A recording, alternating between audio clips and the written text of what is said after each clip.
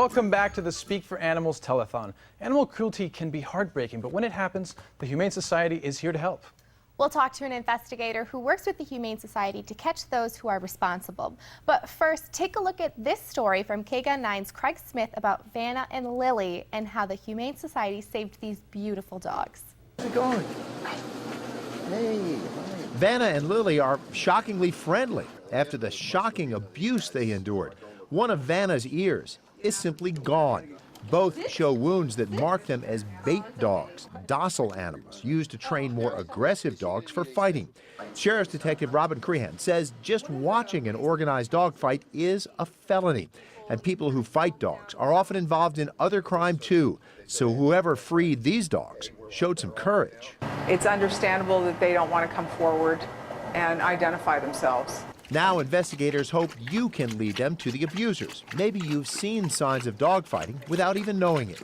Maybe if you have a neighbor that you can hear their dogs but you don't often see them, or the dogs are transported a lot, brought in and out of the property, that's a sign that something's going on.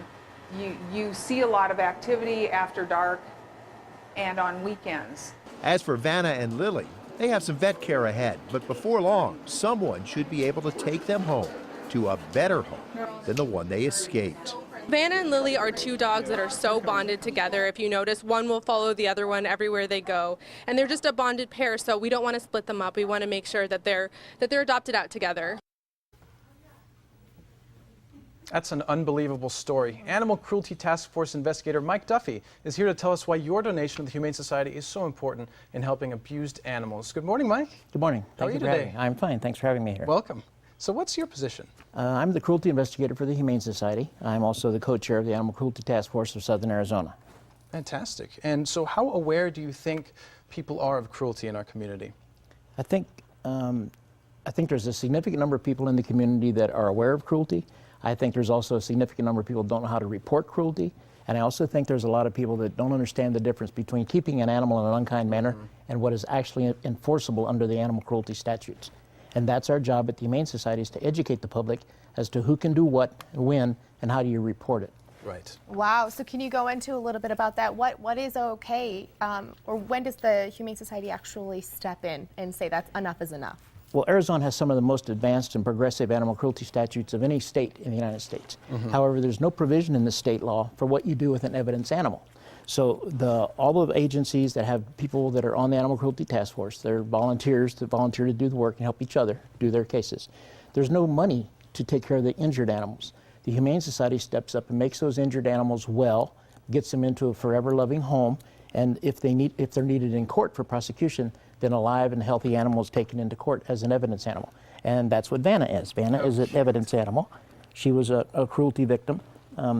You can't see it because the camera's so far away, but it appeared to us that until we know the story completely, we believe that her ear was partially bitten off, and then somebody used a knife or another sharp instrument to completely remove the ear. She and another dog similar to her were found outside the Humane Society fence during the hours we were closed. She was tied to the fence, the other animals just wandering nearby. We have made her well. We're trying to get her into a forever loving home, but we will make her available as an evidence animal if it ever goes to court. Right. But we need the public to step up and tell us where this dog came from. She has some very unique black markings on her. One is sort of heart-shaped on her left hip, and we're sure that somebody in the public has seen her somewhere before. Definitely. When that happens, I will help that agency put their cruelty case together, and we will prosecute that individual that did this to her. In the meantime, the Humane Society needs funds to take care of the injured and sick animals that come to us that are victims of animal crimes. Right. And Mike, you've been doing this how long? I've been doing animal cruelty investigations since 1999. I've been with the Humane Society since 2007 when I retired from the Sheriff's Department. Wow. And so in your experience, I mean, you must know the best way for people before going to the Humane Society. How do they deal with animal cruelty? If they see it, how do they report it? What's the best practice? We advocate that people always call law enforcement first, a 911 call. Okay. The problem is I continue to train dispatchers and people at the call center for the emergency services. They're not always an individual that's been trained as to what cruelty is and what it isn't. It's up to the citizen to convince that person on the other end of the phone to get law enforcement to respond, to take a look. It's up to law enforcement to decide if it's a criminal matter or not. So call immediately 911, and 911 will come to you. Is that how it works? 911 will send a police officer to that location. If the location the officer gets to is confused, then they have access to me 24 hours a day. I will walk them through it as what they see.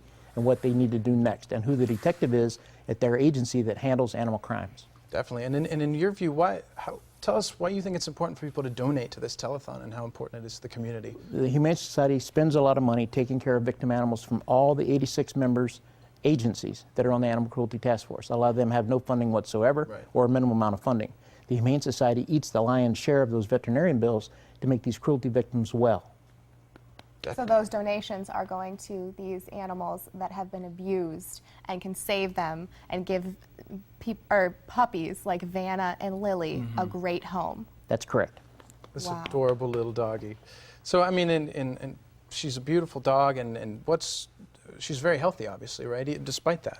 She's got a better attitude than I do most days, and the fact that she has this hearing deficit. I mean, I think she hears just well, but how do you test a dog? You can't ask her what she hears. Right. In my next life, I want to come back as an individual that can actually hear what the animals say, and we'll straighten all this out then. Wouldn't that be Oh, an amazing? animal whisperer, that would be But for now, fun. we have an animal missing one ear, and she's a perfect pet. She'd be a perfect companion animal for someone here in the community.